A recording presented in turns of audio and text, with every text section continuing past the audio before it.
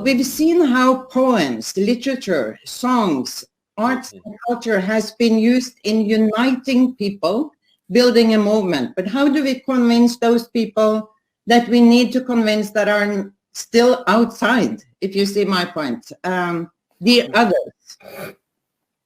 I think you're right that class and race has always been blur. You know, it's always been blurry, even in different racial groups. In America right now, we're talking about anti-Asian racism, and one of the things about the anti-Asian racism that is how much it crosses over into class and also gender.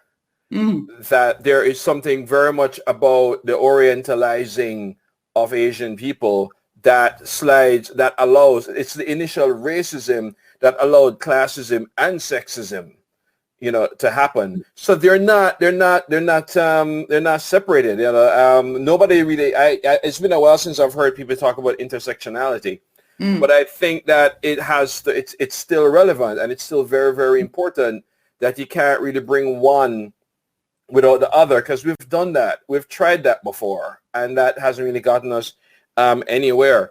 As for art, you know, at the same time, I don't want to overplay or, you know, what art can do. I think art can do fantastic things, but I think art can also work in very subtle ways. I think art, when it works, can encourage empathy.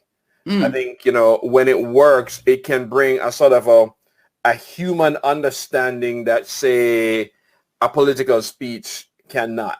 And I think that art in itself can push us and to make questions, to ask questions that we would normally ask. How does it reach? How do we make it reach further than it is? Well, for one, art has to get over its own classism and elitism.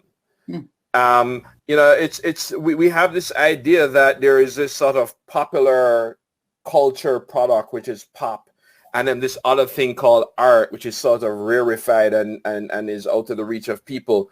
And I think those are the boundaries we have to tear down first. I think we may have to start tearing down the boundaries within our own cultures, you know,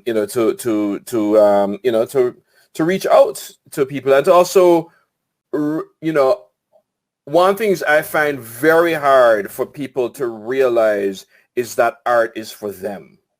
I think they think literature, arts, whatever, is for somebody else, somebody more well-read, or somebody more educated, or somebody more cultured, or whatever reason.